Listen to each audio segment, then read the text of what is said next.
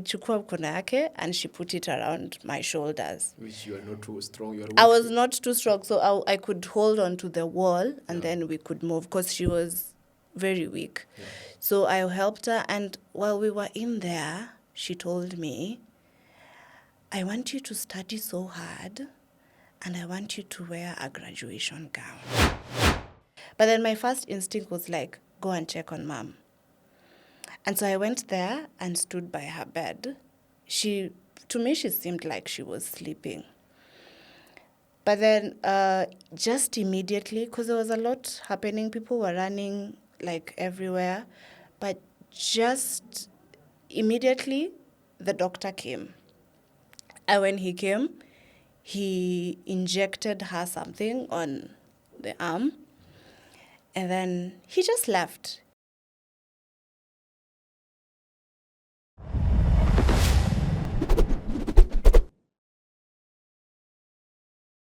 Very good day wherever you are watching us from. Welcome back to another episode of the Untold Truth. My good name is Awiloyo, and kama kawaida, we are back with another conversation, an amazing conversation. And today I have an amazing guest, and we're gonna have to share a lot with her, to know her, to know where she's coming from, and to know everything about her. So today's conversation is an amazing conversation. At the end of the story, I expect you to learn something and learn and relearn. So with us is all about learning, relearning, and unlearning. And with this conversation of today, I promise you're going to learn a lot of things today, okay?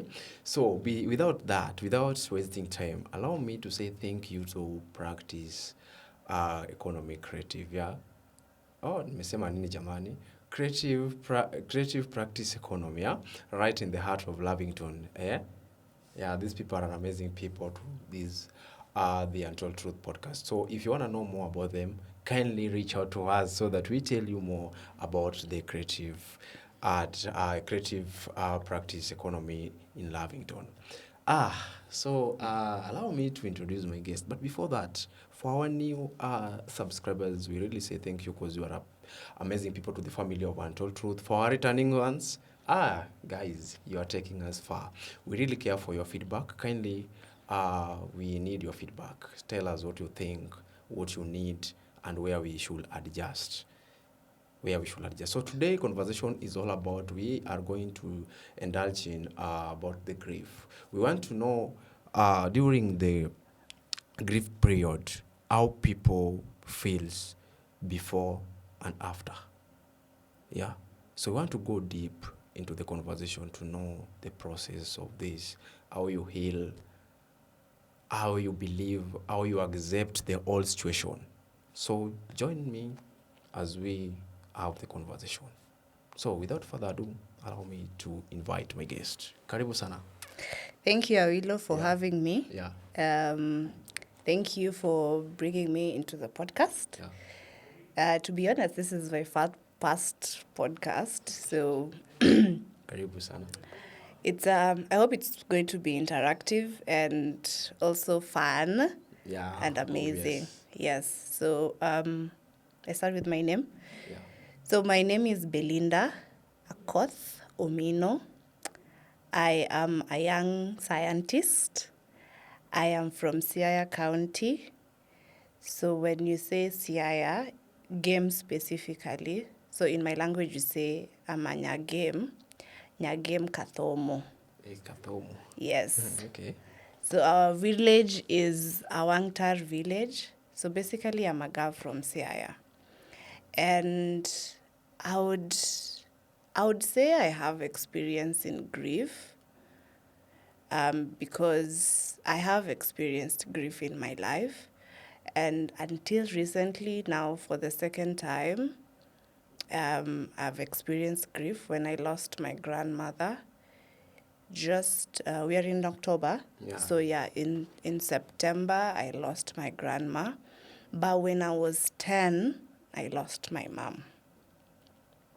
Okay, so now my grandma, my mom, and then me. Yeah. So now I've lost both of them for like the period of 17 years. Because my mom died when I was 10, Yeah. and now my grandma recently died. So it's a gap of 17 years, sorry. Yes. So thank you for, first of all, agreeing to come to this podcast. Karibu sana to the Untold Truth Podcast. Asante, thank you for having me. Yeah. Umekaribisha and you look smart. Thank you. Yeah. Thank you. Yeah, so karibu sana. This is where we share an experience. We call it an amazing experience edition. Imagine your experience, maybe somebody's experiencing the same experience. So through your experience, somebody's learning something and learning something and learning something. Yeah. So and I can also learn from them as well. Oh yes. Yeah. So we always appreciate each and every experience, whether it's positive or negative. At the end of it, we will get something, maybe at a one, that may drive us to another level. So karibu sana. Thank you. Yeah. So where do we start from? I think we can start from my first experience. Yeah. 17 years ago. Then we go to now this experience that I've had recently. And then, just see how the experiences have been for me. So when I was 10, I lost my mom to TB. And back then, when I look at it back then, there were no, when you look at our healthcare sector, it was not as advanced as it is now to handle patients that had tuberculosis because it's an airborne disease.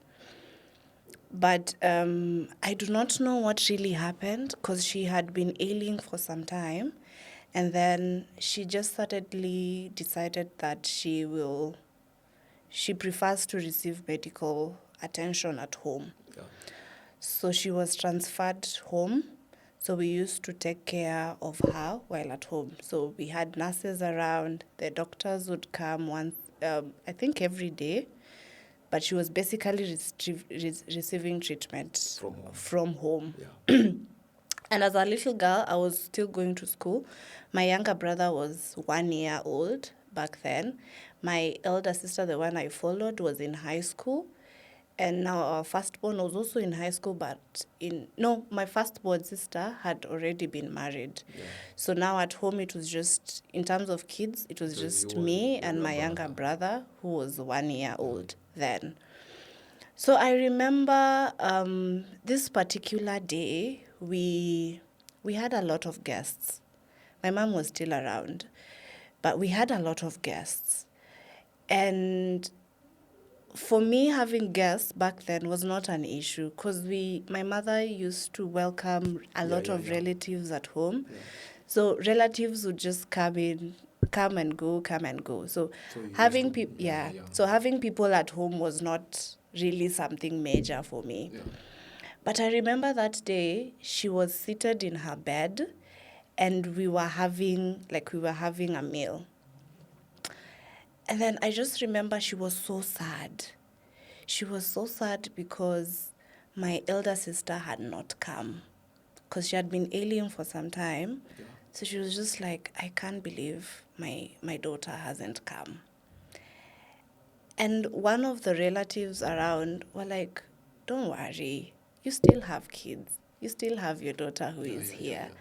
She's seeing you, she's experiencing it, and she's here for you. And the other sister was in boarding school? My other sister was in boarding school, but she was in school. It was school period, so she was in school. But now her problem was now my firstborn sister because she had finished, but she had not, just come around to check. So that really made her sad.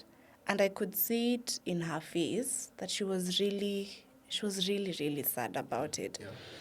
And she was eating watermelon. And I think she ate almost half of it, yote peke yake. Then, so that scene, now in my mind, that scene ends there. Then now, I think it's a few days later, she needed help to go to the washroom. So there was no one around, so she requested if I could take her. So I was still a young girl. I was still very little. Yeah. So alichukua mkono yake and she put it around my shoulders. Which you are not too strong. You are I weak. was not too strong, so I could hold on to the wall and then we could move because she was very weak. Yeah. So I helped her, and while we were in there, she told me, I want you to study so hard and I want you to wear a graduation gown.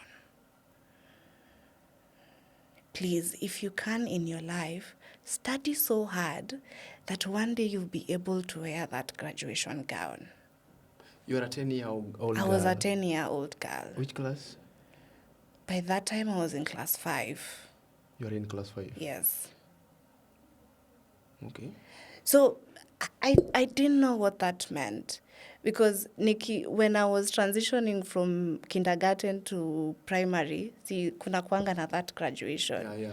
So for me, I didn't know what that meant because I was like, see, I've already graduated. Yeah. Si nilisha graduate. Yeah. So in graduation gani tena tunasema.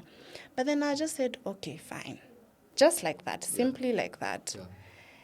And I held her back, she went back to bed. So now, this particular Thursday, on Thursday evening, I came back from school. Yeah. It was around 6. I was back at home by 6. And I still had guests, which was normal for me. So I came back from school, I went and saw my mom, and she greeted me. She was like, mtoto wangu, Nyathina now in Luo. Yeah. Nyathina, ise duogo. Kambia, ase duogo. Akaniambia, kuna chai na mkate kwa jikoni, enda ukule, then you change into your uniform.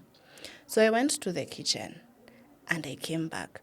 On coming back, everyone, like the sitting room was in chaos. In less than a minute, the whole place was in chaos. People were running helter-skelter. And I could not understand. But then my first instinct was like, go and check on mom. And so I went there and stood by her bed. To me, she seemed like she was sleeping.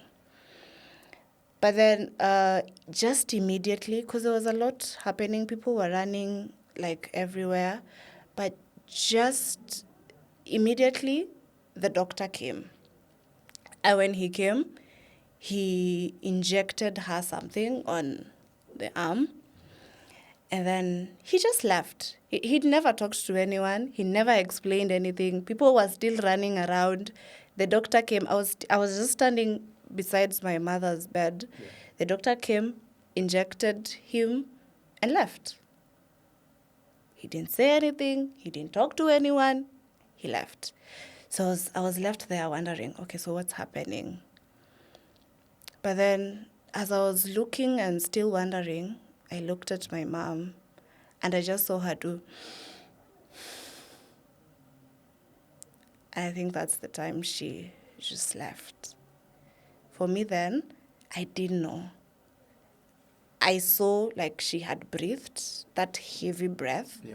But as that girl, I didn't know that was her last breath, but I saw it.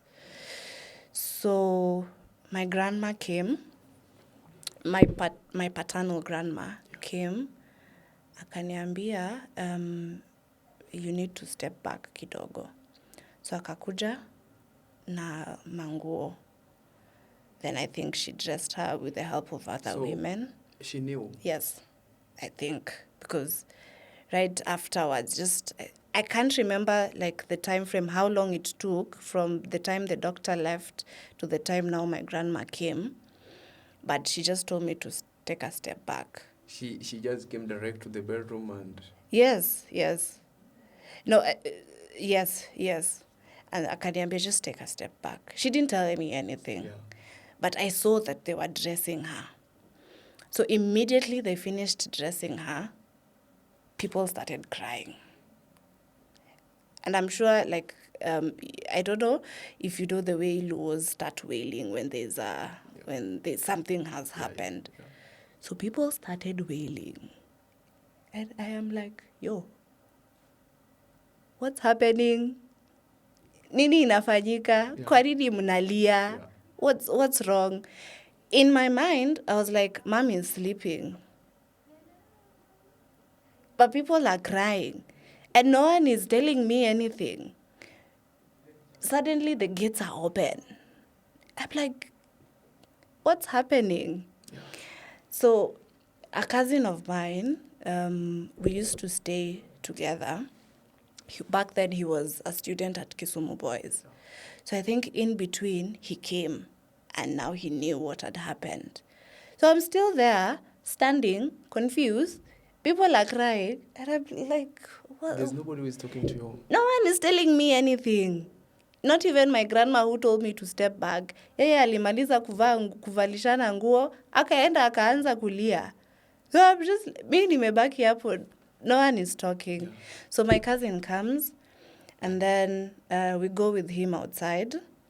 So outside we used to have like sort of something like a couch. Unaona hizi viti za Nissan, the old viti za, we used to have that outside.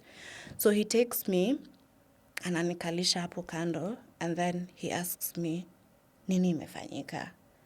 And I'm like, mimi sijui. Watu wanalia tu, mimi sijui. Then he tells me, Mama has passed away. Mama amekufa. And I remember sitting there. I didn't say anything. But in that moment, the first thing that came to me was, okay, it's fine. I still have dad. Because I was a daddy's girl. Yeah. I was always a daddy's girl. Everywhere I was with my dad. So I just remember telling myself that, okay, it has happened, but daddy is still there. And that was it for me. I never cried. I never shed a tear. Nothing. I can't explain because I was 10 years old. I can't explain how I felt, but the words that I've just said, daddy is there, that's the only thing I can remember. Yeah. So after some time, because my dad was not around, after some time my dad comes and I just follow him. So he went, he squatted like hapo tu kando ya bed beside my mom, and he just held his head down for like 5 minutes. And then he got up. I think he went to his room and he locked himself. The next time I saw my dad was in the morning when now my mom was being taken to the morgue. That's the time I saw my dad. So this time ilikuwa ni jioni, mama alipasa around jioni. She died at 6:30 on a Thursday. 6:30 p.m. On a Thursday.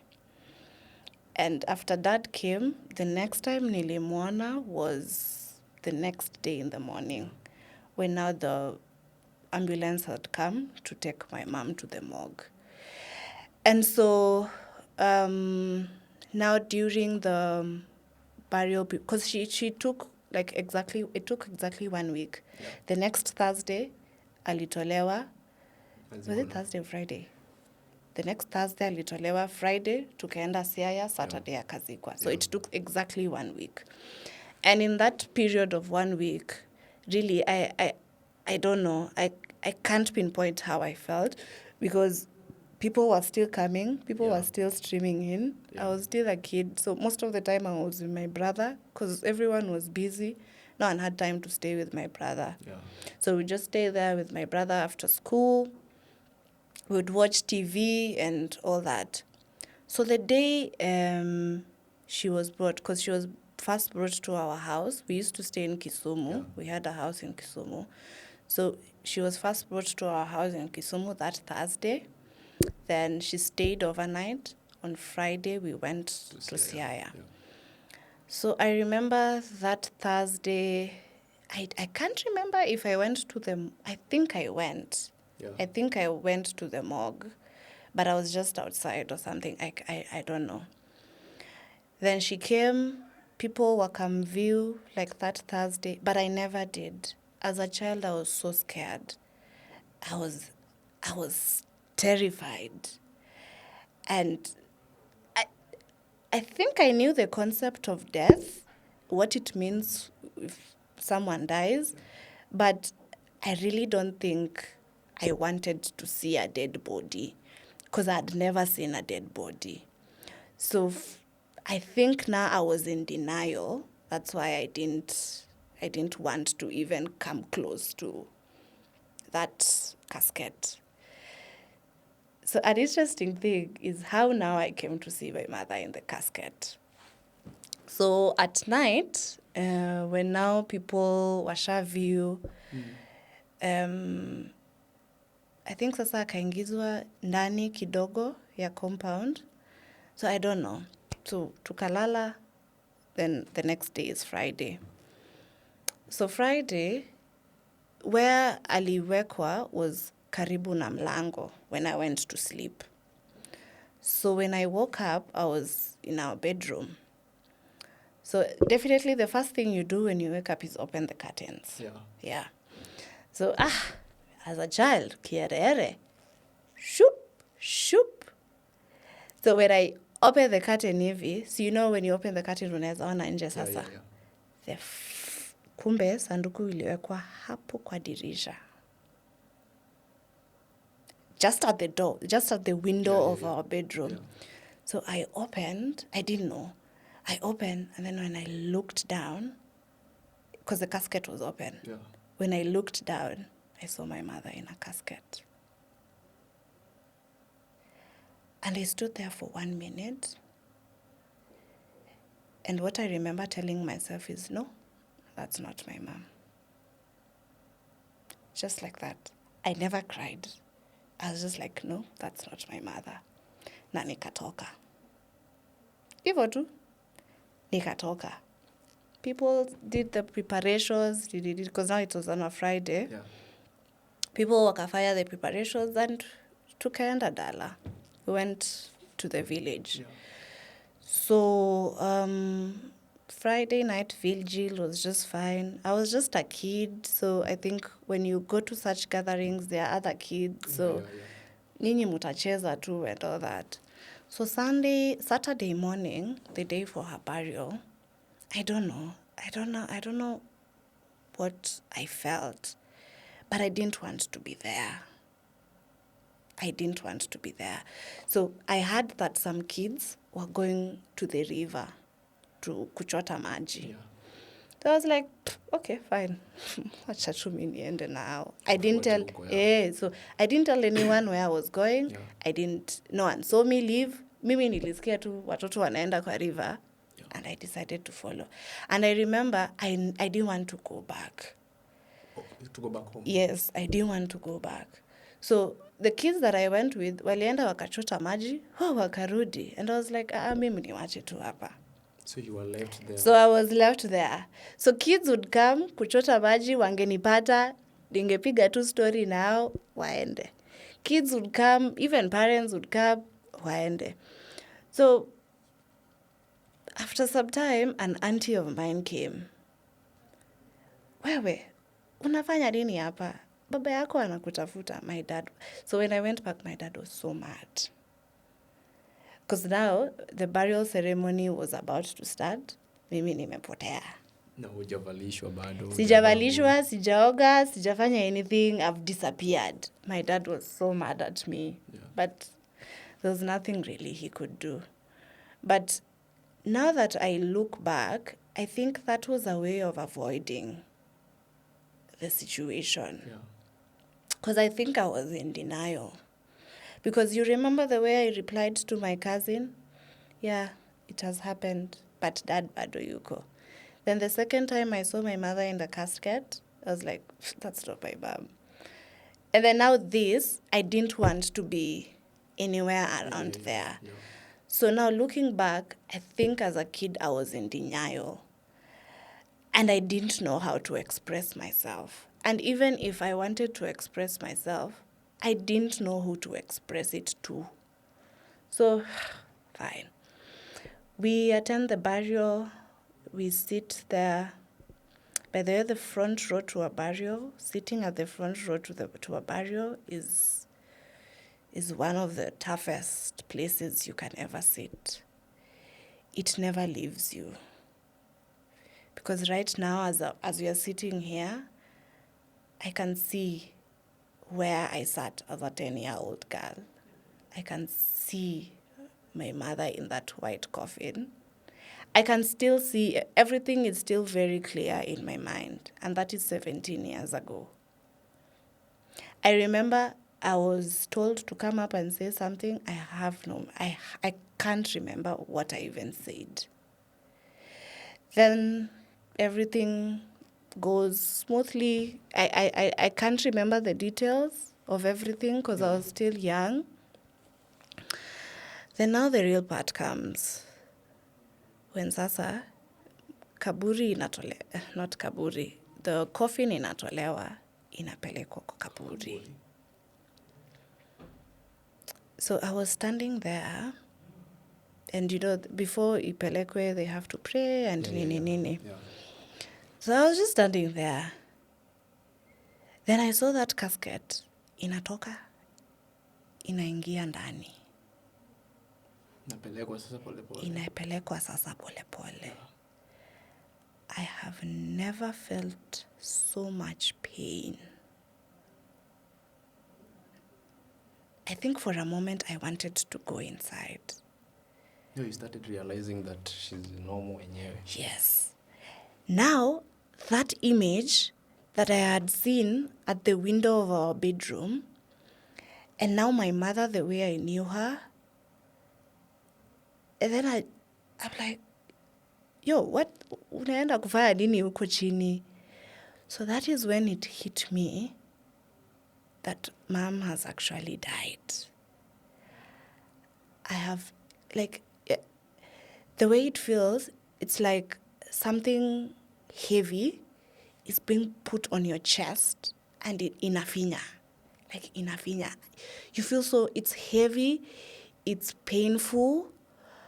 And I remember I cried, but I didn't let it out. Nililia, but I was not letting anything. I was just crying. Yeah.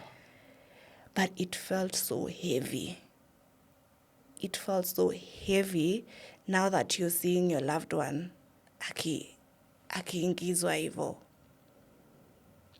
And I think that is the first time I cried. I remember now that is the first time I actually shed tears.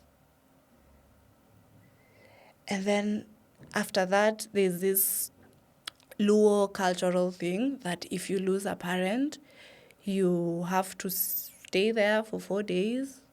You have to, after the burial, you have to stay there for 4 days. Then now after 4 days, ndio munarudi kwenu. Oh, yeah. Yes. There was also this thing of shaving, of which me nilikata, I was just like... It works. Yes.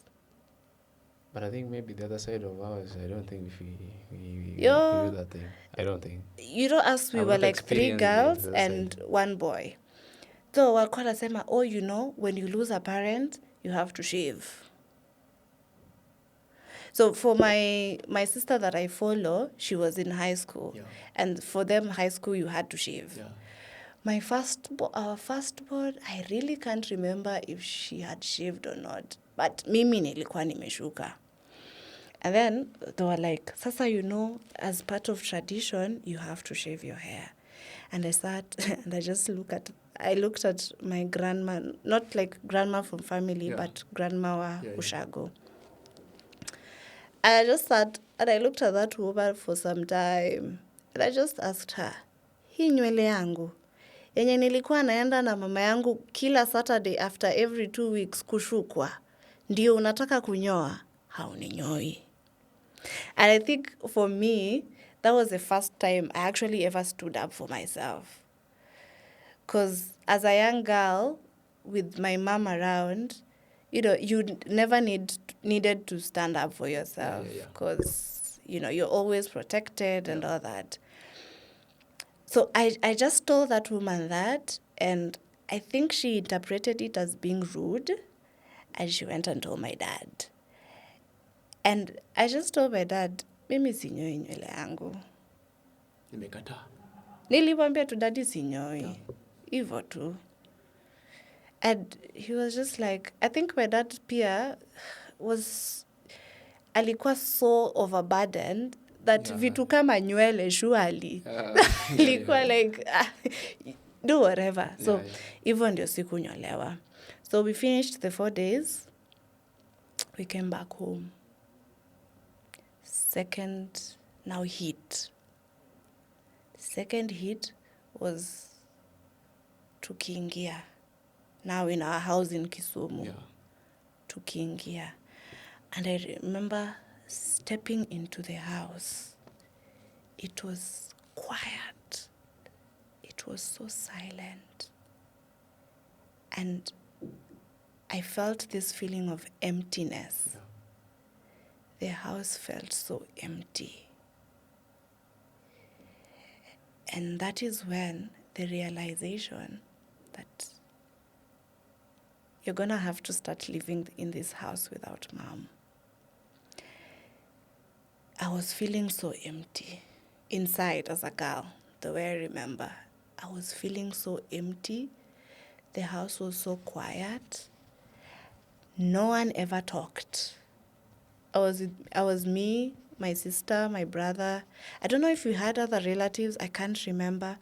But what I remember is that day, no one talked in that house. Yeah.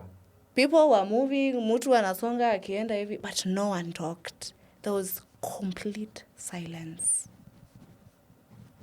Yeah. And that's when reality starts hitting you, that your loved one is gone. So the two realities is when you're seeing your loved one akiingizwa kwa kaburi. And now if it's someone you've been living with, now after the burial, starting day 1 without the person, going to day 2. And I think day 1 is the hardest. For me, it was the hardest. And after that, I don't think I ever cried. And I don't think I ever had moments where I would say, like I sat or I had memories and then I started breaking down.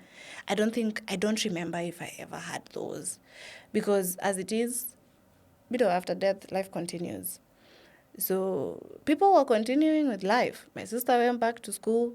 Then we had another house help come in because now my dad had to go to work. Now it was me and my 1-year-old atungebaki peke yetu. And you have to go to school too. I also have to go to school. So we had a new nanny come in. And then relatives from some of my uncles. I call him uncle, but he's a dad. Yeah. Kakuja kakana sisi. Just so that, we are not alone. So I don't think I ever had a moment where I would sit and remember mom and cry. No, I don't think. Because for me as a child and as a daddy's girl, I knew dad is there. And then for my mom, she used to live a lot when she was alive. Alikuwaga nauza vitenge. So soko ilikuwa Sunday in Kibuye in Kisumu, Wednesday in Kisii, then again Friday in Oyugis. So you see, she'd only be at home on Saturday, maybe Tuesday. Like we would see her maybe twice or thrice in a week. Yeah. So most of the time it was dad. That's why I became a daddy's girl. So fast forward, my dad, because now we were young, my dad remarried. So we had a stepmom. I'll not go into details about living with a stepmom because, if you've had experience with living with stepmoms, you know how it goes. But there was now this time, my stepmom had a heart attack. And it was at home. And I was the one who was there.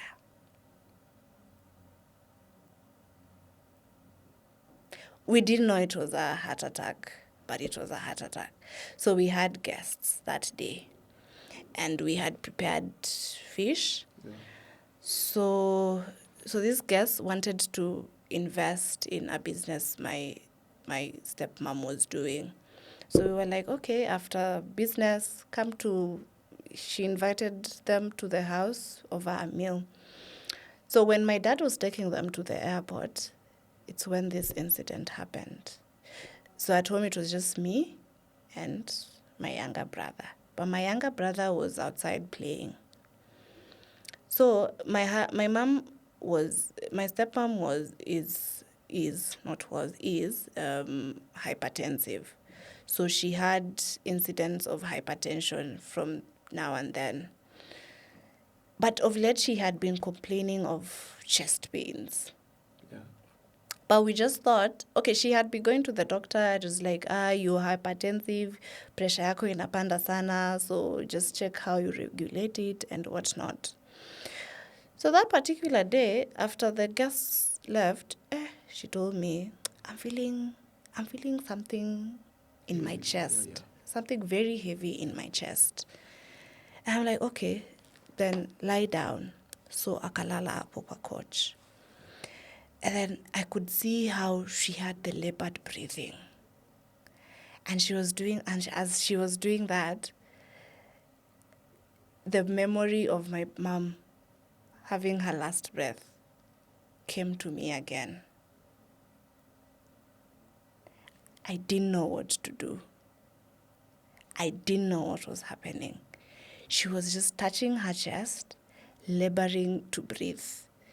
And then she managed to talk, and she told me, call your brother. Now that's my stepbrother, the son. Call your brother. And I took my phone and I called my brother.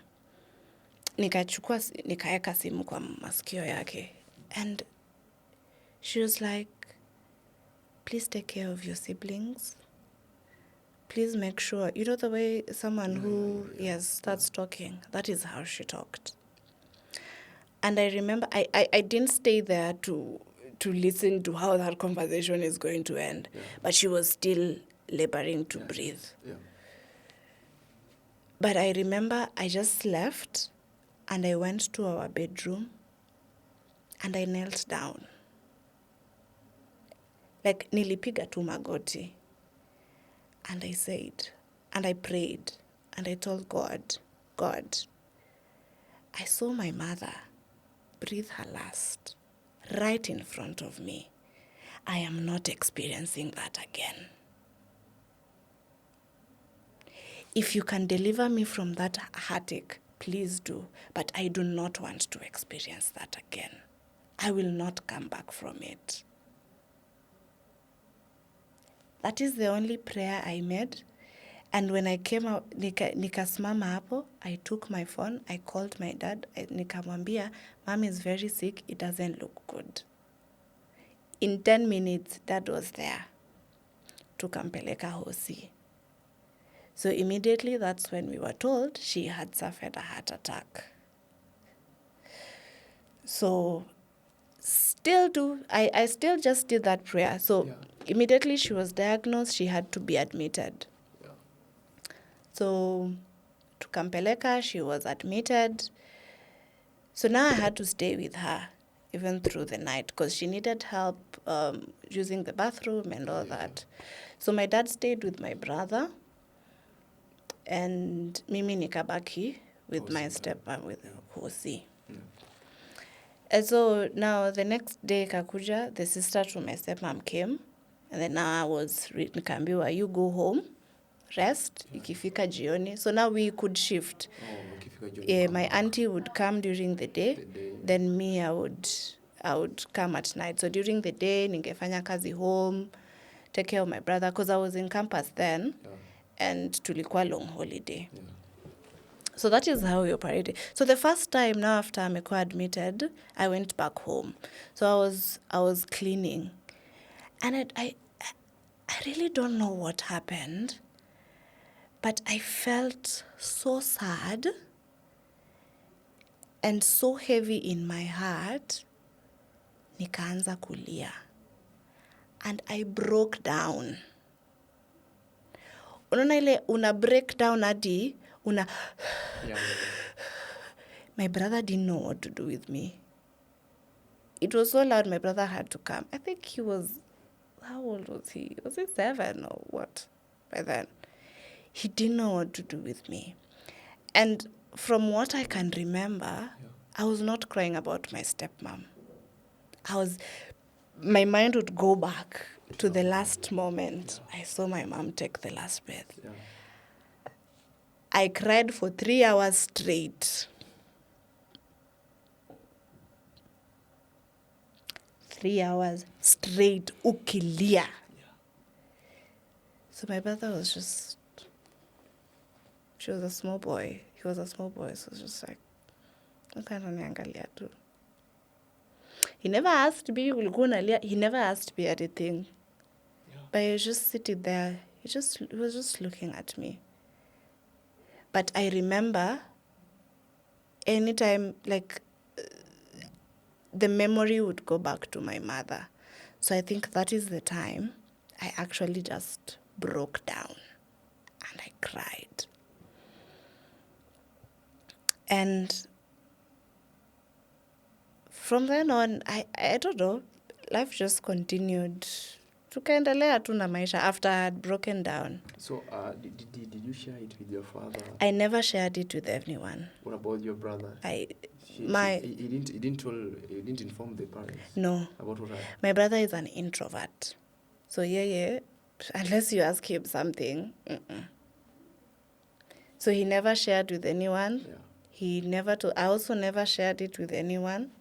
So hiyo incident ikaenda tu hivyo. So now, growing up, after that incident now, I could now start remembering the moments we had with my mom. Zinakuja. And I remember as a girl, I would be so grateful back then that I had a stepmom. I would be so grateful that I had a stepmom, but I felt it was never the same.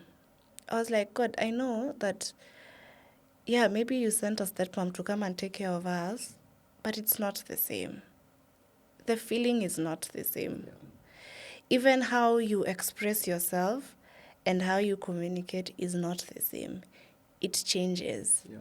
You see, with your own mother or with your own parent, you're able to express yourself 100%. Yeah. Without fearing ata ichukua aje or nini.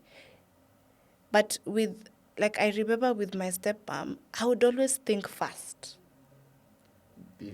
before I speak. Yes. And growing up, we didn't now have that opportunity to talk about my mom. Yeah. Because even if you wanted to talk about her, with who? Maybe your dad. When my stepmom ako wapi? You get? Yeah, I get. So, because, I've learned that talking about these kind of experiences also alleviates the pain. Yeah, sure. But we never had that opportunity. Up to now, Awilo, as I'm speaking, there's so many times we've sat around as a family, like me, my sister, my brother, my dad. We've had so many family meetings, but we've never talked about my mom. Never. 17 years down the line. Never.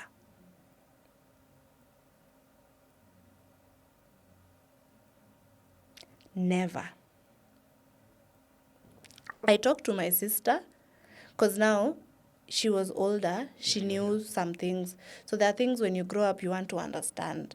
Why am I doing some things? Was my mom like this? Because you don't see it in your dad. So was mom like this? Is this why I'm like this? So such kind of questions, it's only my older sisters who can answer and maybe my dad. Yeah. But you see, with my dad, we never had that opportunity to talk about my mom. He never talked about my mom after she died. So you see, my only to-go-to person was my sister. Your elder sisters. So we would talk about my mother with my sister. And now, when my brother now grew up, akaanza kuwa mtu kubwa, he started asking me questions, about mom. Yeah. So I would talk to my brother independently about mom when that time comes, when the conversation comes. I would also talk to my sister. But sasa ati tumekaa tu hivi collectively now we want to talk about mom. We've never done that. It's something that has never happened in our house. Never. And it's just recently, I think in 2021, we had been going home, Dala. But my brother had never known where the mother was buried. I was so shocked. You never show him. I don't know. Because aliniuliza, so we went home. I think we went home, when we went home in 2021, just Christmas holiday. And we had gone to now another shosho of ours. Yeah. So that day nikamwambia, wacha nasikia kwenda kutembelea mom. Just visiting mom kwa grave yake. And I was like, yeah, okay, twende. Then he told me as we were going, do you know I don't even know where mom has been buried? And I was like, what do you mean? Ati, I don't know. I'm like, what do you mean? You don't know where your mother has been buried? It's like, I don't know. No one ever took the initiative to show me. And now that I'm looking at it, no one ever did because we never talked about it. Yeah. And also because now we were growing with a stepmom, we didn't have that platform to openly just talk about our mom. Yeah. It's like he died, she was buried, Ivo. But you see, for us kids, I don't know if it's the same for my dad. You see, for us kids, we needed that. At least I needed that. And now that I look at my brother, I think he also needed that. Because what do you mean? All those years, amekaa ako high school, hajui mama yake alizikwa wapi. And I was just like, we have done so bad as a family. We did so bad. Yes, I understand that people mourn in different ways, but for my brother, because hamjui, he can't remember anything. Yeah. Nothing rings a bell. At least we should have tried. For me, I feel like that we should have tried. But now, we talk about mom with my dad, with my brother. Often when he wants to know things, nitamwambia tu. Most of the things I don't know, so I refer him to my sister. Hizo sijui. Hata saa zingine akimuuliza I'm there because I don't know, I also need to know. Yeah. So that is how we grew up to now know my mom. Yeah. Mimi nilimjua tu kidogo, but there are things that about her I just came to know later. Yeah. An example is that they actually had fights. Like, you see the way couples argue and fight? Yeah. I knew it through my sister. I used to stay with my parents. Not even a single day did I ever see them arguing. But then my sister would be like, hey, mama yako alikuwa kierere. Unajua ile kierere. Yeah. Alikuwa akikasirika, nyumba yote inatetemeka. And I'm like, hizi vitu zilifanyika lini? I remember, yes, we used to have incidents where ukikosa kila mtu analalishwa chini munafie kwa nyinyi wote. Kwa makosa ya mtu mmoja. Kwa makosa ya mtu mmoja muna I could remember those times. Atati my mom sikuwaiona. And especially at having a one-on-one exchange with my dad, I had never seen that with my parents. So when I came to learn, I'm like, are you serious? I'm like, alikuwa akikasirika hata ukae kando yake. I'm like, I don't know. I never experienced that. I honestly never experienced it. Yeah. So now that I am growing up and the stories that I'm hearing from my sister, I can now tell, okay, yeah, this is why maybe I do this. This is why I don't do this. Yeah, because a lot of things are not making sense to me. Yeah. But I'm very curious to know, now that we're having this podcast, I'm very curious to know what my brother thinks in all this. Because I remember vile nilimpeleka kwa matanga, not kwa matanga, kwa grave. Yeah. Tukakaa, so I swept the grave. then nikamwambia slash around so that it just looks neat. Yeah. Then I swept, then tukakaa. Then I asked him, so how are you feeling now that uko kwa grave ya your mom? How are you feeling about it? Akaniambia, ako tu, but there's kuna kitu kwa roho, Yeah. uchungu. Yeah. But apart from that, ako tu. Yeah. I'm like, okay, it's understandable. So I remember now when I used to miss my mom terribly. It would take us back kidogo. You growing up with your brother, your mom left you with a 1-year-old boy. Yeah, yeah. So during this growing up, akuwasumbua like, where is mom? No, No. he was 1 year old when mom died. So And then I think it took like 2 years, and then my dad remarried. Yeah. So utajua hapo alikuwa like around 3 years. Yeah. So hakuwa anajua any. So yeye growing up alijua stepmom is mom. Yes. And then hapa baadaye now when growing up, sasa akishakuwa mkubwa, yeah, ndio sasa tukamwambia ukweli. But sasa for my brother, him growing up, he didn't know. But now, when also nilimuuliza, because for a very long time, he didn't know that my stepmom was not his real mom. Yeah. Because we were just told not to share that information with him. But he tells me that he felt something different towards my stepmom. Yeah. And I asked him, can you describe it as a love for a mom? And akasema no. Yeah. Na bado hakuwa anajua bado. Alisema, yeah, the way he felt towards my dad and the way he felt towards my stepmom was totally different. He could not place that feeling or why it was happening, but he just felt it like that. And then him being an introvert, there was no one he could ask. He didn't even think it's something worth asking. Yeah. But now vile alikuwa mkubwa, aliniambia there was a difference. Even the way he felt towards me and the way he felt towards my stepsister was different. He didn't understand why. But alikuwa anasema, just your feeling too was different. And he felt that he was very safe with my dad, unlike my stepmom. Yeah. Of course, happenings za nyumbani also contribute, but anasema tu fundamentally, the way he felt about my dad and the way he felt about my stepmom, that was completely different and off. Yeah. But he didn't understand why. Yeah. So hizo zingine maybe yeye anaweza sema, but that is the explanation alinipea. Yeah. So when now the truth came out, akajua now huyu ni stepmom, it's like, makes sense, you know. Yeah. Now makes sense. But now, okay, now moving forward for me, so I started realizing the absence of my mother in now these special occasions of your life. Yeah. So my first was when I was joining campus. I remember I joined when I was going to Nairobi. My dad didn't go, alibaki. Yeah. But he's the one who prayed. Like, ile last prayer before you leave, he's the one who prayed. And I remember he prayed wholeheartedly, hadi machozi ikatoka.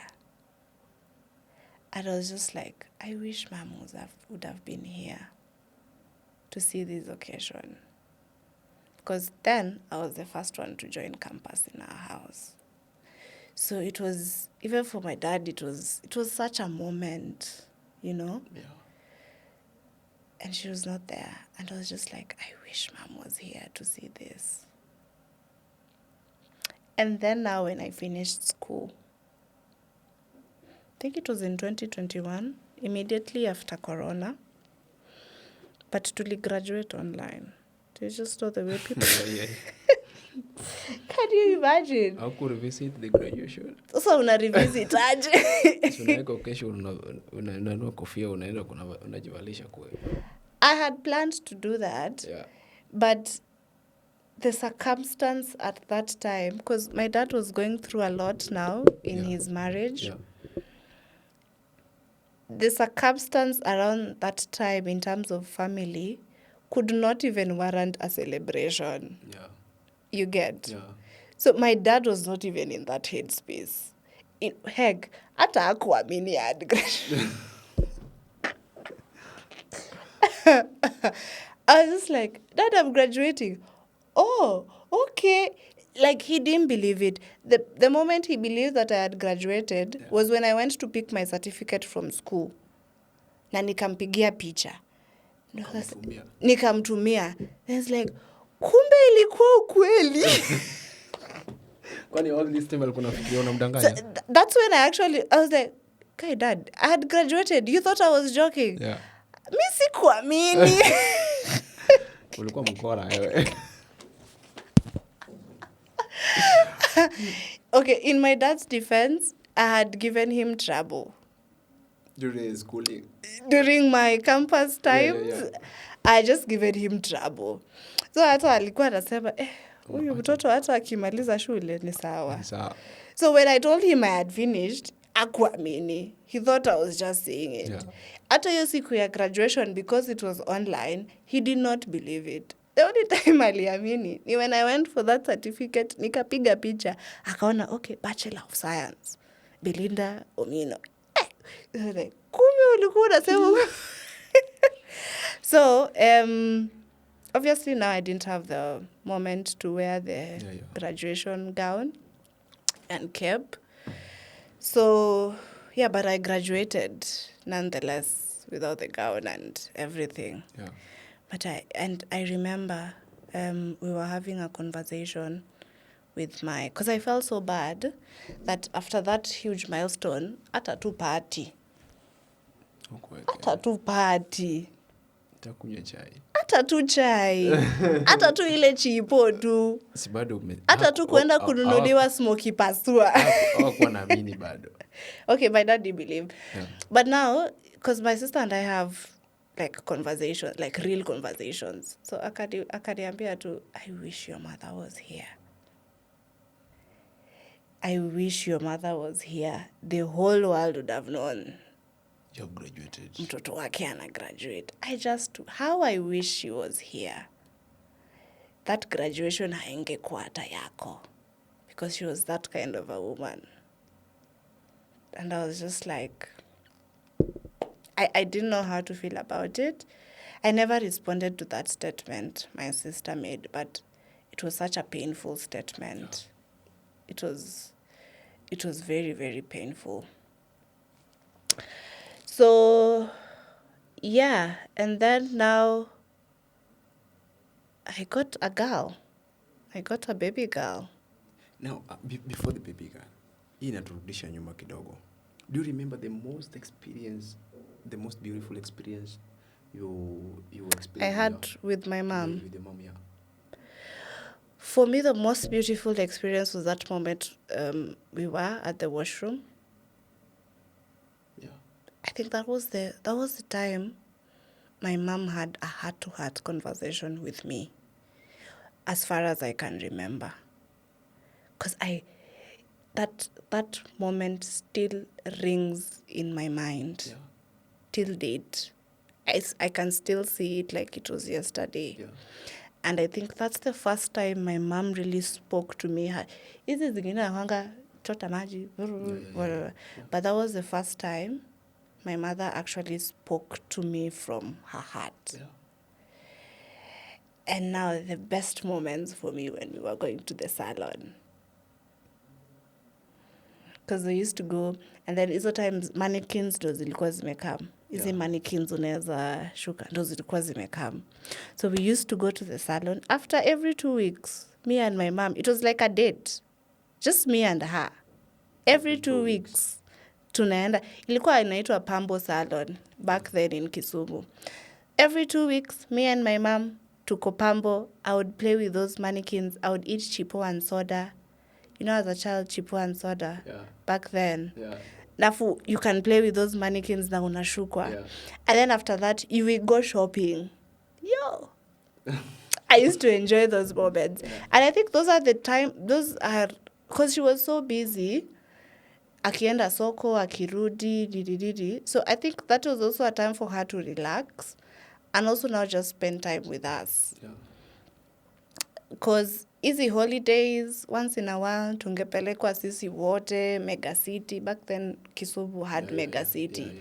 Tungeenda mega city, tufanye vitu tunataka. No, my brother was not there then. Tungefanya vitu tunataka.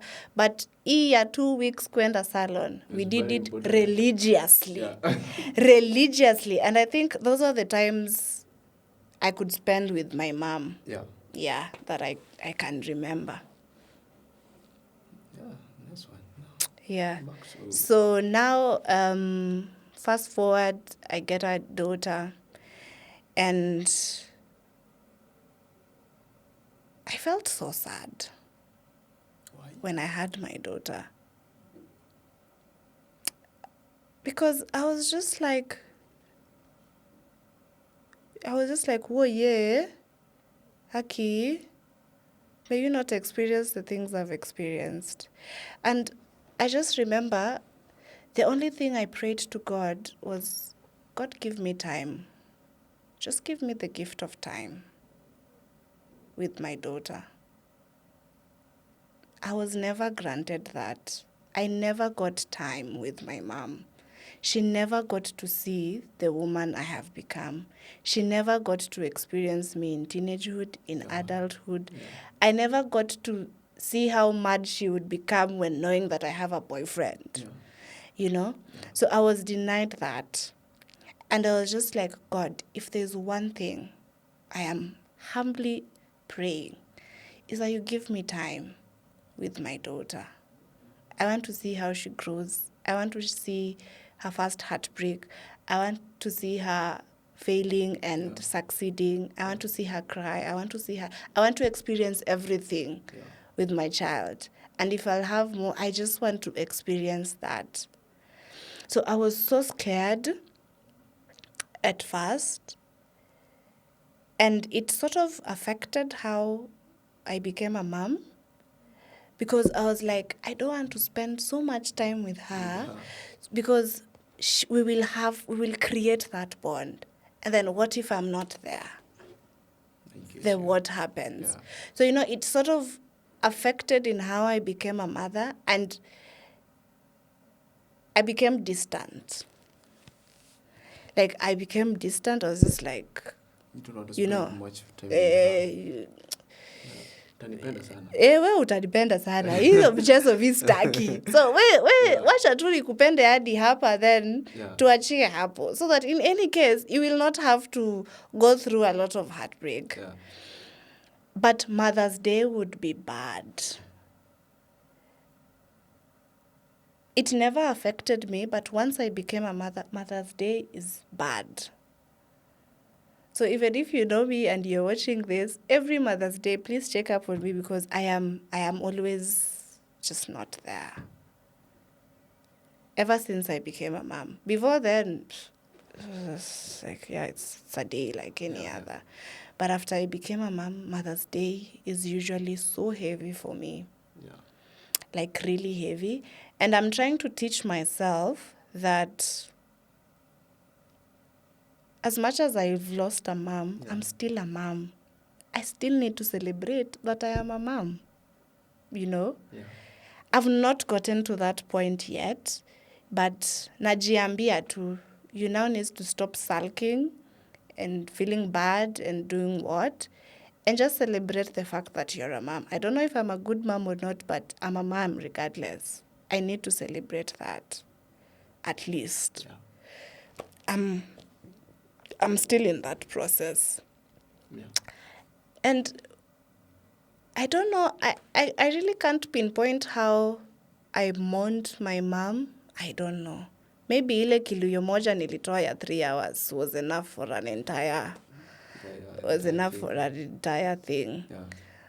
But when I was graduating, graduation, after my sister said, I wish your mom was here, I remember I cried. So hiyo sijui nilikuwa nalia mama yangu ama sijafanyiwa party. So hapo sijui. Ujui kenye ulikuwa unalia. Sijui nilikuwa nalia exactly. Yeah. But ile kilio nilitoa ile ya 3 hours, that one was because I had lost my mom. Yeah. So if you ask me how I mourned my mom, I can't pinpoint. You are not sure about that. Because life was moving so fast. Uko hapa shule, you're dealing with stepmother drama. You are just trying to find balance. You are trying to... I was basically in survival mode. It was survival for the fittest, man. So, yeah, but it was never the same. Living with a stepmom, it was never the same.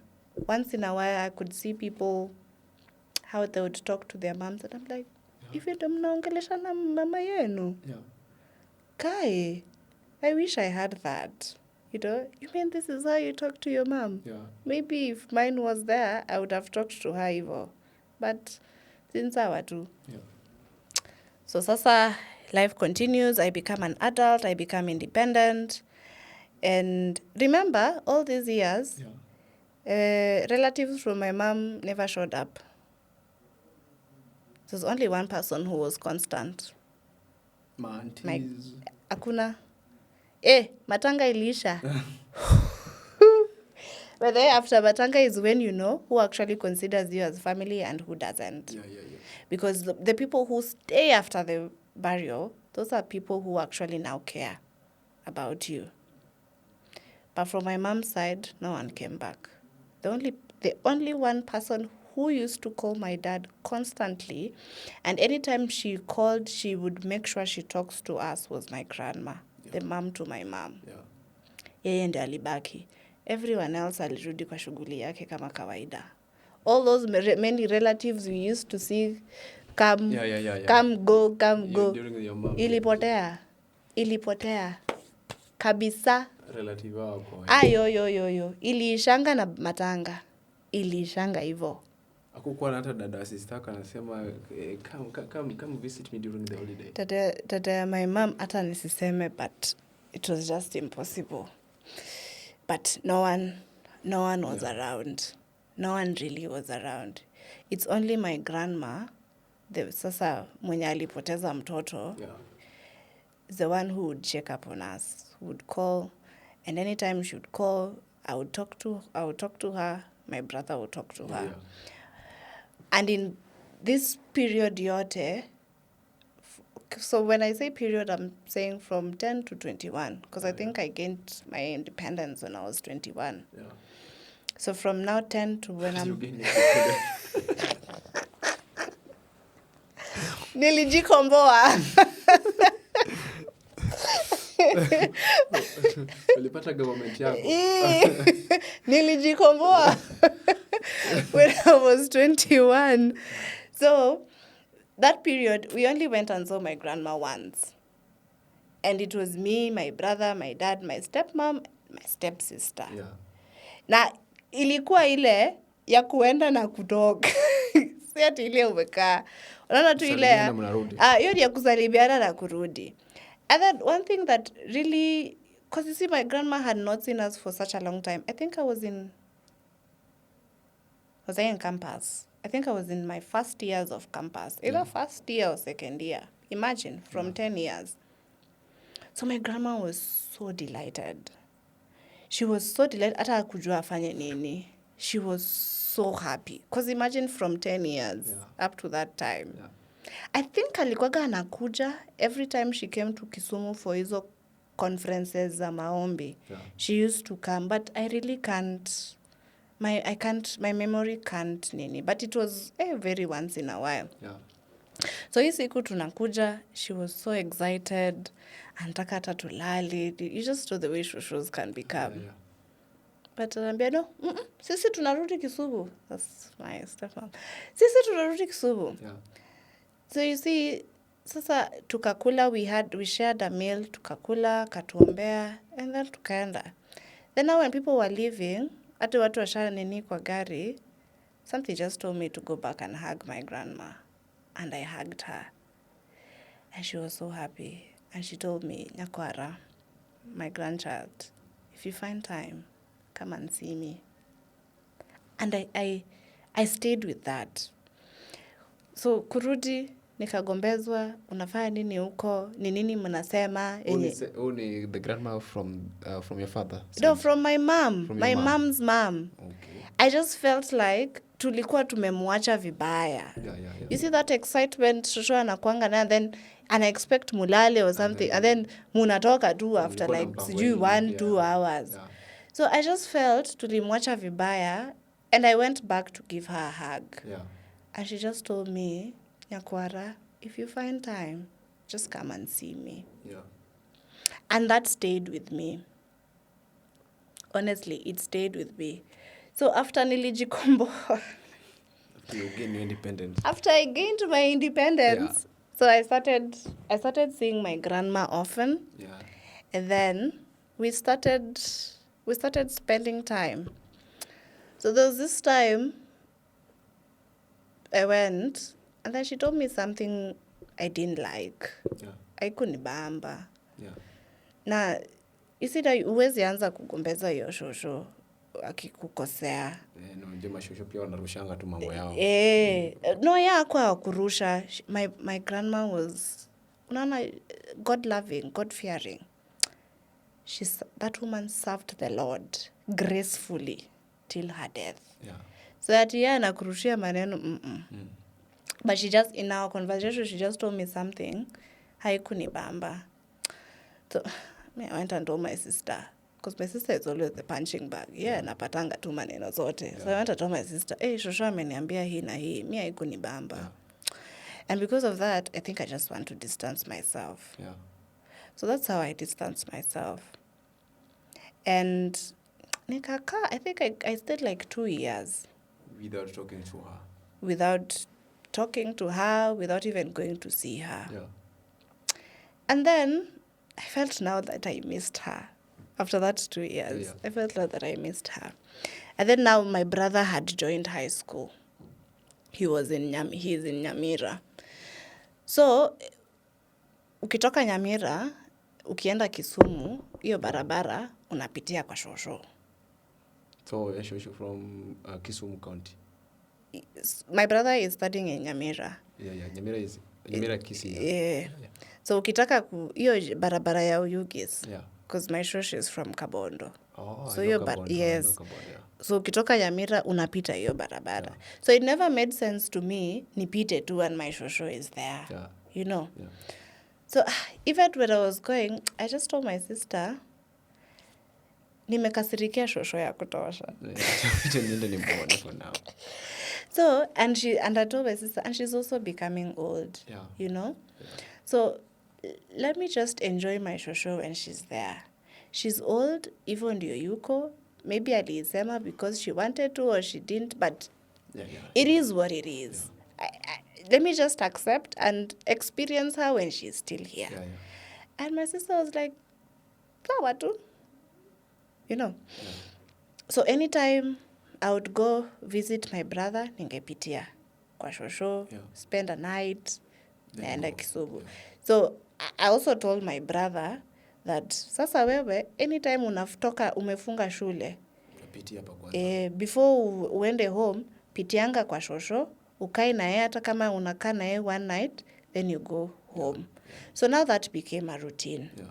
Every time hata shosho alijua whether ni half term whether nafunga anajua Nyakware has to come. Haikuwa issue na dad? No, my dad didn't have an issue. Tulimwambia tu Peter atakwaga anapita akienda kwa shosho anaweza lala anaweza kosa Peter atakuwa anapita. Peter atakuwa anapita. Peter atakuwa anapita. So akitaka kulala sawa, asipotaka kulala sawa, so long as he communicates. Yeah. So alikuwaga akifika home ananipigia either mimi or my dad kusema niko hapa nitalala ama nitarudi. Yeah. Or my sister, anyone, so that tunajua tu ako wapi. So that became a habit. And so tukaonana tu hivyo. So anytime I used to go and see my brother in Nyamira, ningepita kwa shosh. So he's a candidate now. Yeah. And from I think Form 2 and Form 3, sikuwa nimeenda kuona my brother in school. Yeah. So there's this time they had, I think parents, hizi vitu za shule, parents meeting. Yeah. So I told my dad, usiende, let me just go instead. Because sijamtembelea for some time na anamaliza shule. Yeah. So let me go instead. Yeah. And I felt like this time round, I wanted to do something for my grandma. Yeah. Bado ni Gen Z, so there's not much I could do. But the little that I had, nilimfanyia. And this time I didn't spend one night. I spent 3, I think. Yeah. She was so happy. She was excited. Akaniambia, Nyakwara, unarudi lini? Kambia, mama, mi niko. Yeah. Niko, hata usiridi, niko. Yeah. Leo nimekuja tu kukutembelea wewe. Ni kazi yako tu ndo nafanya. Yeah. She was so excited. Akanichinjia kuku, tukakula. So the first, now you're sinilingia jioni. Now the next day, I thorough cleaned that house. Every corner of that house was dusted. Yeah. Nikaosha kila kitu. I washed all her clothes. Yeah. I washed the house. Then the next day, because she had cravings. Yeah. Sijui simsim, njugu imechemshwa. Shoshos. Yeah. So she had cravings. Yeah. Akaniambia tu, akumba simsim. Kidogo njugu imechemshwa. Ataki ive kaangu akozi. Lazima mimi sina meno. Yeah. Nataka imechemshwa. So she had this, I think alikuwa nataka watermelon. Yeah. So I was just like, you know what? Nitaenda tu like to the nearest big market center. Nimnunulie tu hizi vitu zenye nataka zote. Nimlete. Yeah. Ajipange nayo. Kama anataka kuzikula zote at once, akule. Kama ata whatever she decides. So I went and did that and she was so happy. And she was actually eating very well. Because before, now alikuwa shaanza kukonjeka. Yeah. In and out. So we first thought it was a bacterial infection. Akatibiwa, akapona. So it so happened that around that time, nikakuja nikamtembelea. Yeah. So I bought her a lot of fruits. And then aliniambia, alikuwa na acid reflux. Yeah. So nikamnunulia omeprazole just to ease the reflux. And tukakula. So there's this one night, tulikuwa na yeye. I had carried a small speaker, a small Bluetooth speaker. Yeah. I didn't know why I carried it, but hiyo siku nilikuwa nayo. And then I because she loved singing. Yeah. And she loved praising the Lord and nini. Yeah. So nikamwambia mama, because after dinner we used to pray, then ndo tunalala. So nikamwambia mama, I want us to worship, but now I want to show you a different kind of worshiping. Yeah. So nika-connect my phone with the Bluetooth. And sasa I just imagined hizi Luo gospels za Kijaluo. Because hizo ndio anaweza kuwa anasikia. Yeah. So in my mind, because unajua YouTube ukiweka Luo gospel moja, zingine sasa zote zitakam. Yeah. So nikaeka moja kwa Bluetooth. And she was so excited. And then, sasa I had it hivi, alafu ako like, it even has video. Yeah. She was amazed. Yeah. I was like, Nyakwara, umefanya nimeona kitu sijawahi ona. Yeah. Usually, nasikianga tu hizi wimbo. Yeah. Lakini sijawahi jua nani anaimba. Yeah. Sijawahi ataona nani anaimba. Yeah. Do you know we didn't pray that night? Yeah. Mimi nilienda kulala, nikaacha my shosho on the phone. Alikuwa anasikia YouTube. She enjoyed. And then that night, Pia, I called my daughter. Yeah. We video called. So she didn't even know this aspect of video calling. Akaiona kwanza. So that night, my grandma was in the stars. Yeah. Ame video call. Na akaona wimbo zenye anapenda. Sema anaona mtu hivi. Anaona mtu. Hadi anaangalia. Anasema, na inakaa kuna makeup. Hii si ya Kristo. It's just not the way shoshos would. Yeah. Nakwara amejipakapaka. So alijibamba sana. Alijibamba. So the next day, now the third day, I was traveling back. Hiyo siku usiku. Yeah. So nikamuuliza, Koro, unataka kula nini? Yeah. Ananiambia, Nakwara, nimechamani chapati. Kama upike. Kaambia, chapati tu ndio unataka? Yeah. You shall have it. Yeah. So tukaenda, tukapika chapo na beans. Tukakula vizuri. Yeah. She enjoyed it. Yeah. Yani, unaona yule mtu ana appetite, but she enjoyed it. Yeah. She enjoyed it. Then sasa ikafika around time ya kutoka. So you were traveling back at night? Yes, I was traveling back at night. Yeah. So I sat there with her. And alikuwaga anapenda kunishika. I don't know. She was usually in such disbelief that I'm such a grown girl. And so alikuwa anapendanga kunishika hivi, anishike hivi. Like she would her hands were just all over my face. Yeah. And it's something, at first I used to find it very weird. Yeah. But as the more we interacted, the more nikazoea. Because hivyo tu ndio alikuwa. I don't know kama alikuwa hivyo na brother yangu. But with me, she would always just touch my, Adundo, Jaberi, Yeah. such kind of things. Yeah. So that night, nimekaa hapo kando yake. After kula, because now I had to start saying my goodbyes. Yeah. So nimekaa tu hapo, akanishika tu as usual. Yeah.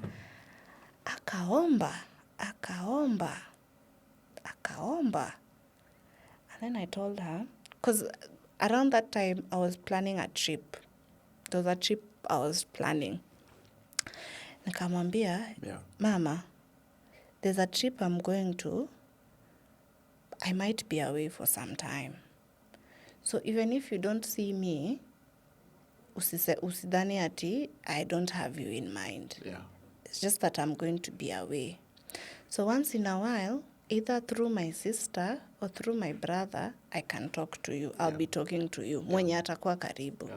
Because I knew my brother was finishing school, so he'll have time. So nikamwambia, so anytime I have the opportunity, either through my sister or my brother, or even my uncle, the son, we will talk. Yeah. So don't worry. Usidhani ati kitu imenifanya. I'm just going to be away for some time. Na nikamwambia, and make sure you wait for me. I don't know where that thing came from. Yeah. And nikamwambia, make sure you wait for me. Wait till I come back. Yeah. She never responded to that statement. But I remember her face was so sad. So for me at that time, I thought she was sad because I was leaving. Because, we had such an amazing 3 days. So sasa namwacha sasa anabaki hivyo. So I think, for me, I thought she was very sad. But I don't know why I told her to wait for me. I don't know. But I just told her, wait for me to come back. She never responded. I hugged her. We took a selfie. I have the selfie. We took a selfie. And I left. As I left, I think I had forgotten the speaker. You remember the Bluetooth speaker? Nilikuwa nimeisahau kwa bedroom yake. Yeah. And I was like, hey, that is my lifeline. Nikarudi. Yeah. Umerudi? Nimesahau kitu. So I was telling her goodbye now again. She didn't want. Yeah. You see the way these goodbyes can be very sad. Yeah. She didn't want. Yeah. But she was very sad. She was very sad that I was leaving. And for a moment, I was like, Sasa, should I cancel my trip? What should I do? You see the way you're leaving someone, hataki uende, she knows you have to, hataki, but there's nothing she can do. Yeah. So even for me, I was just like, should I cancel a trip nibaki? But even kubaki, you'll still spend more time. And then when your time to leave, it will still be painful. So I was just like, fine. But as I was going, sasa nikielekea kwa barabara, I saw the sunset. See the way you can see the sun setting? Yeah. I saw the sun was setting and it was so beautiful. That sunset was so beautiful. I even took a picture, and I remember I posted it on my status. It was so beautiful, and I thought of my grandma. I do not know why. And I remember telling myself, I hope I will come back and find her. I just said it in my heart.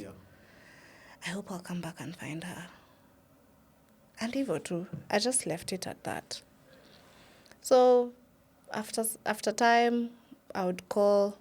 So there's this one time, sasa sister ya Shosho, alienda akamtembelea. So she called me the first time, morning hours hivi, I could not pick. Then akanipigia jioni. I was just like, okay, this is...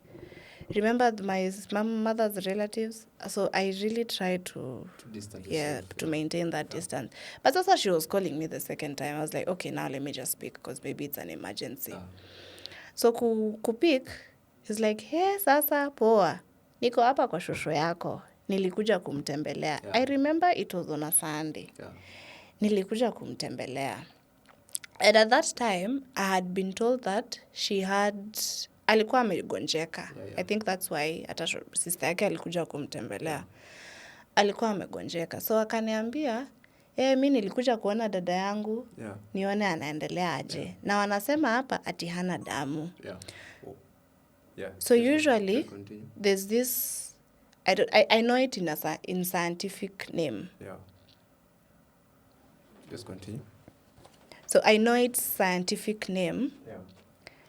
Inaitwa Africana Kingelia.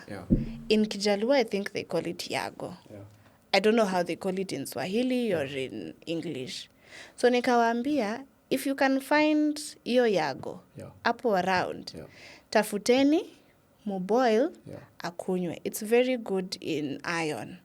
So it will restore your blood yake very fast as we still look for alternative solutions. Because hata hatukujua blood group yake. Unaelewa?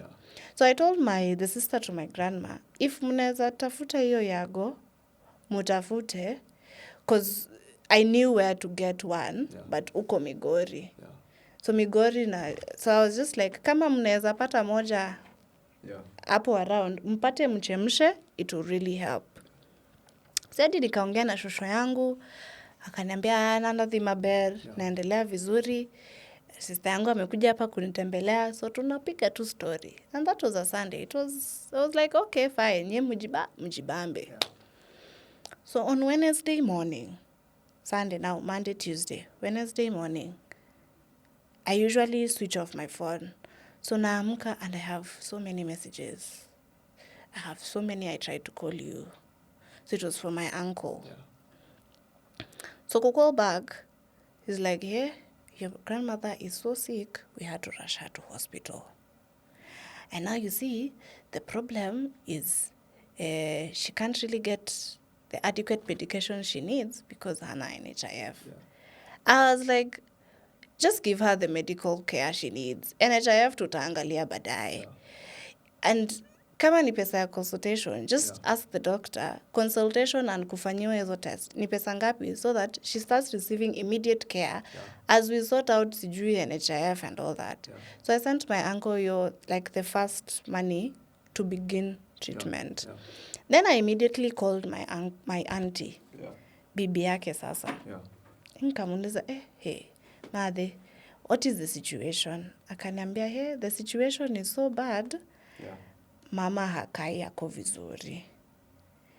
Vile sister yake alimuacha, leo asubuhi akiamka, hakai yule mama tumezoea, tunaonanga. So I was like, is she in a position to talk? Akaniambia, niko hapa na yeye, let me see if she can talk. So akachukua simu, akaeka kwa masikio yake. And she could not talk. My grandma, she could not talk.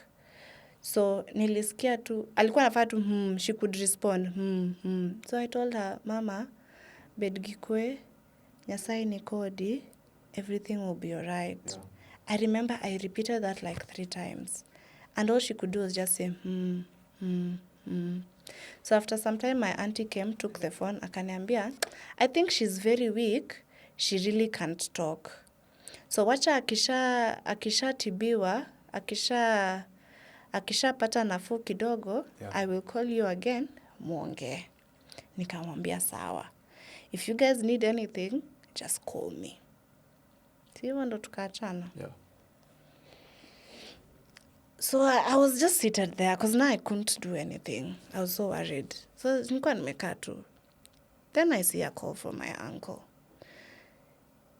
So immediately I received a call. Mi nadhani they want to update me or something has happened or whatever, you know. Because I was just like, if you guys need anything, munipigie, niko rada. Yeah. So anytime nilikuwa naona phone call, shika tu immediately. Yeah. So now the next time my uncle calls me and she tells me, your mother is gone.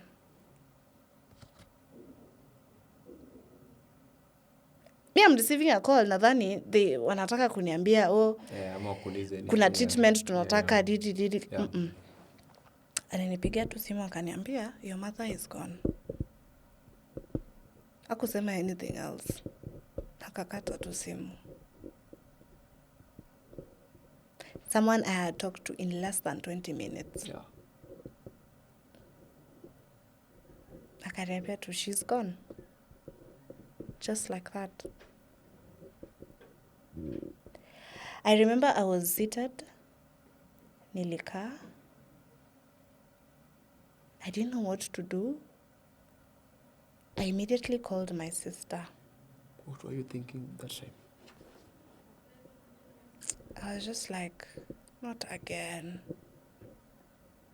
Like, this could have easily been an incident that happened to me with my mom, only that I was just far away. Yeah. But I had just talked to her. Barely 30 minutes ago. Well, nilisikia she didn't really talk, but naona yo response. Yeah. Yes. She heard my voice. Yeah. I'm like, yo, what happened? Yeah. So I just called my sister. Nikamwambia tu shosho amekufa na kakata. Nikapigia my dad. So with my dad, I think I had a bit of strength. Nikamwambia shosho amekufa, this and this happened. Akasema yo, sawa. Kakata. Then now an auntie of mine called me. So you remember the shosho, sister to my shosho? Yeah. Sasa mtoto wake. Yeah. Now he's my auntie. Yeah. Akanipigia. Akaanza, have you heard what has happened? Nikamwambia, yeah, I've heard. Akakata tu. Akaanza kulia. Kakata. Nililia. And then now, the weird thing is, I didn't know now who I was crying again. Yeah. I didn't know. I was like, sasa nalia shosho ama nalia mama yangu ama nimewaunganisha wote sasa nalia. Yeah. I didn't know. But it was so painful. My heart was so broken.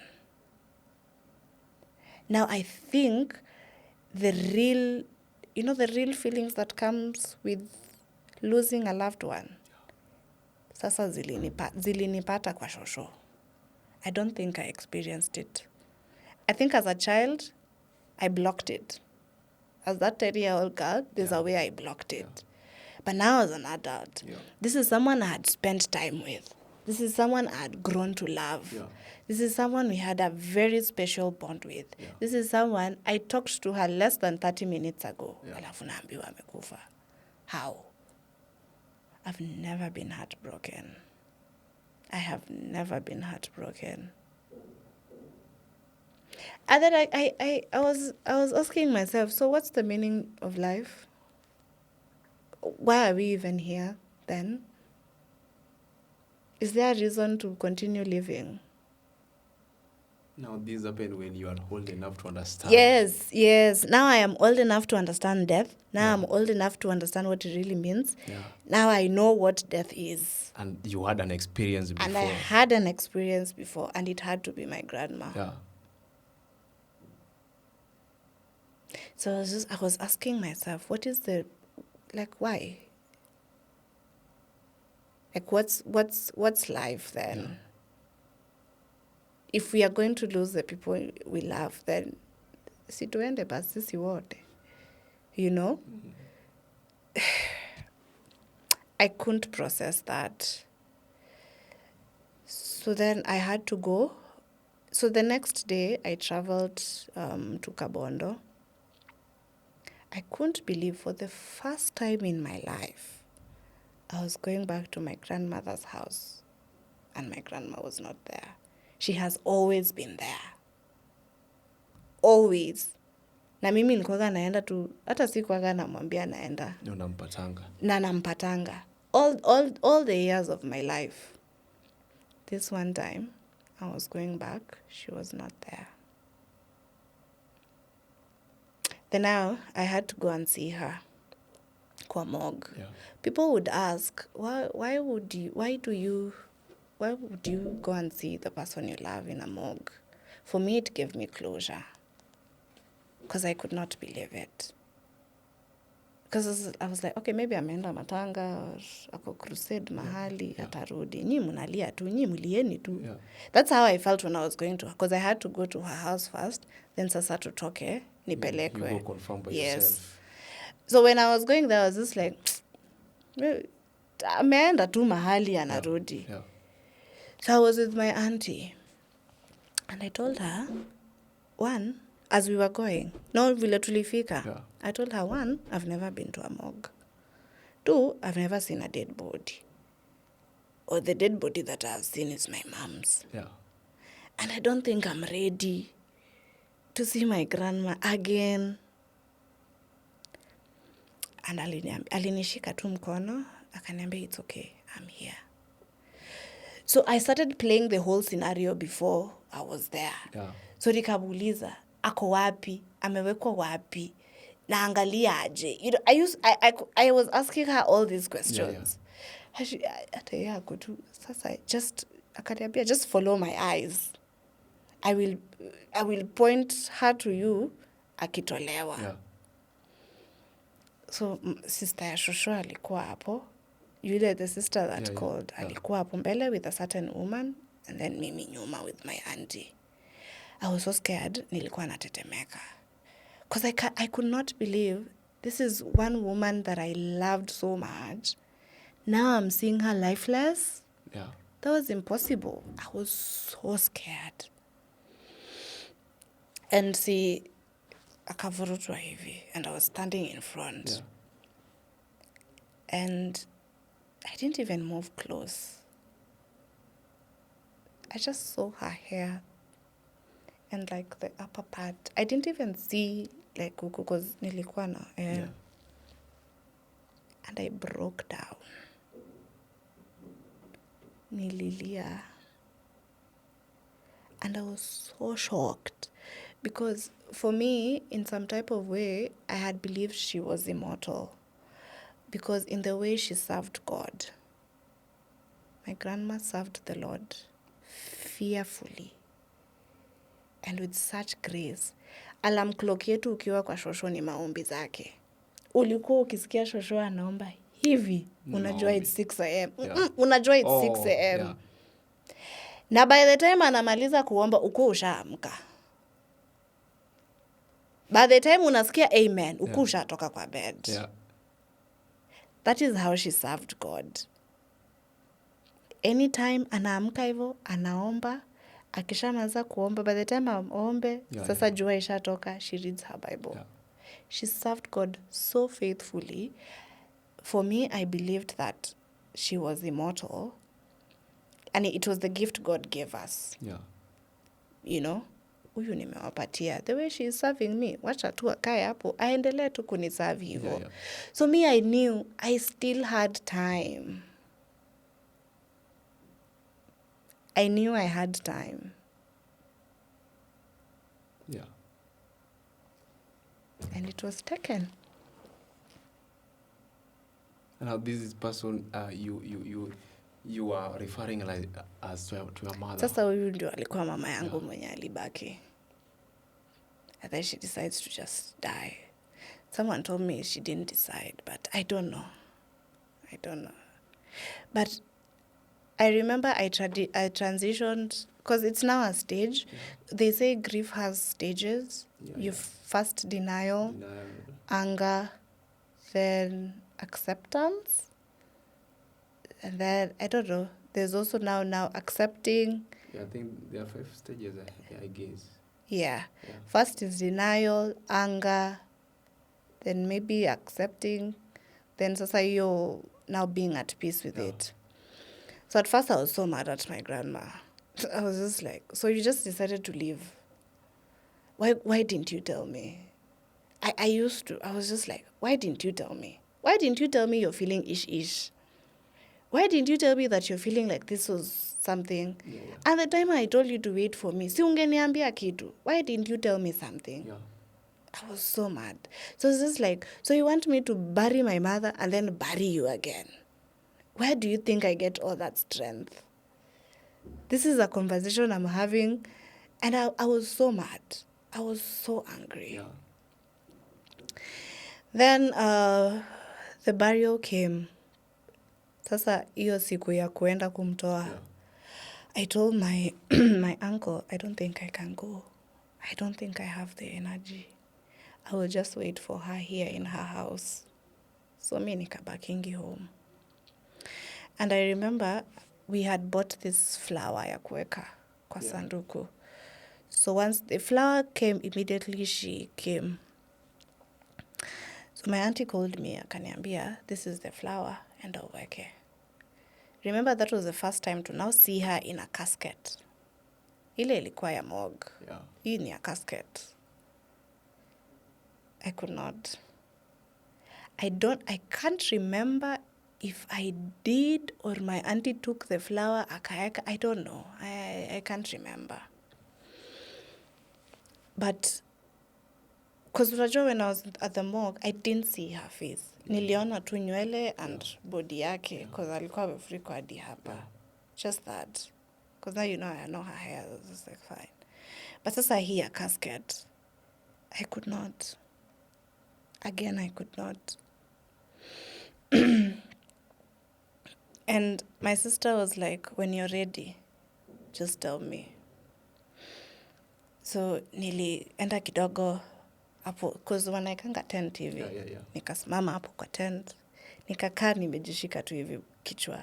I couldn't move. I could not move. I could not believe the woman that I loved with all my heart is now in a casket. I couldn't move. So I finally gathered courage and nikafika. Nikasimama hapo. And now vile nilifika, now I didn't want to leave. So nikafika, nikamwangalia tu. I could not believe it. So now I didn't want to live there. I didn't want to leave that spot.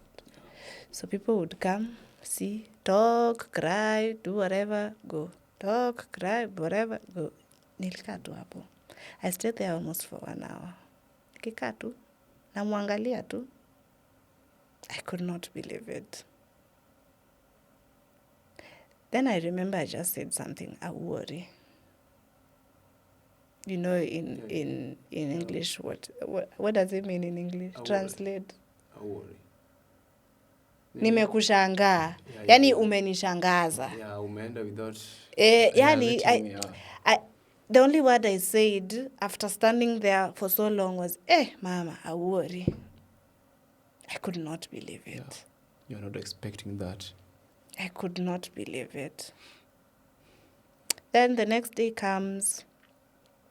So now people have to talk. Yeah. Sasa, then again, sasa wajukuu mko hapo. I had this whole speech in my head. Yeah. I was going to eulogize my grandma. Yeah. Beautifully. Yeah. I had it in my head. Yeah. I was going to tell people how we shared such beautiful moments. Yeah. When it came to my time, I greeted people. Immediately, walijibu. You see that heavy pain I felt when my mother was being ninied? Yeah. That is the same pain that came back. I could not talk. my beautifully crafted speech ilienda hivyo. Ikatoka tu kwa mind. Ilienda hivyo. The only thing I was able to say was, Mama was a very good friend of mine. Then you're done. She was a very good friend of mine. And may her soul rest in peace. That is the only thing I could gather to say. In a way, I felt very disappointed in myself. Yeah. Because I felt like... Because my auntie used to tell me I'm her favorite grandchild. Yeah. I was her favorite. And I felt like it was up to me to eulogize her in a very beautiful way. But I could not. You didn't have the strength. I could not. I could not. In my defense, though, sasa this eulogy book, Yeah. I made her that. Nilisimamia kutengeneza eulogy. Yeah. And I think there I eulogized her very beautifully. I just spared a section for myself. Sijui nilikuwa naitengeneza. Ulileta selfish hadi kwa Nilikuwa selfish hadi kwa eulogy. Nilileta uchoyo hadi kwa eulogy. Yeah. But I was like, when I was making it, I gave an opportunity to people who wanted to. Yeah. Their tributes to be added. Yeah. Because I was the one making it. Sasa kila mtu wenye walikuwa na vitu za kuandika walituma. Yeah. Yangu ilikuwa ya mwisho. Yeah. I wrote. If you could give me time, I can read what I wrote, but I think I poured out my heart there. And then nikamalizia hapo na picture of us together. Yeah. So I think for me that was beautiful. But now the real moments now come. Yeah. Now for me, because I can remember it very well, Pastor akisema sasa ni wakati. Yeah, akiwa pale mess around the Yes. Because the whole afternoon I was just seated beside her grave. Yeah. Nilikuwa nimekaa tu hapo kando. So when the pastor said it's now time, now people had to come to see her the last time. Yeah. I just remember touching the coffin hapo juu. I just looked at her. Again, I didn't want to leave. I just looked at her. Hadi nikasonga hivi. Mama ile unasonga hadi kuona vizuri. I was just like, yo, ikasonga hadi hivi. And I was just transfixed there. Yeah. I don't know what was happening. I didn't want to leave. Anytime I would set my eyes in that casket, sikutaka kutoka. So nikasema hapa the only option ni kukaa tu hapa. Anytime nasikia kudidi Uone. niko tu hapo. Yeah. But I looked at her the last time because I was the last one there after washaomba and everything. So nilikuwa nimesimama hapo and I just looked at her and I just said, I loved you. I loved you with all my heart. Yeah. But you decided to die. Still a worry. I still say that word. So we went kwa kaburi. I've never felt so defeated when I saw her hapo kwa grave. Now sasa mchanga ikianza ku. Yeah. I have never felt defeated in life. Never.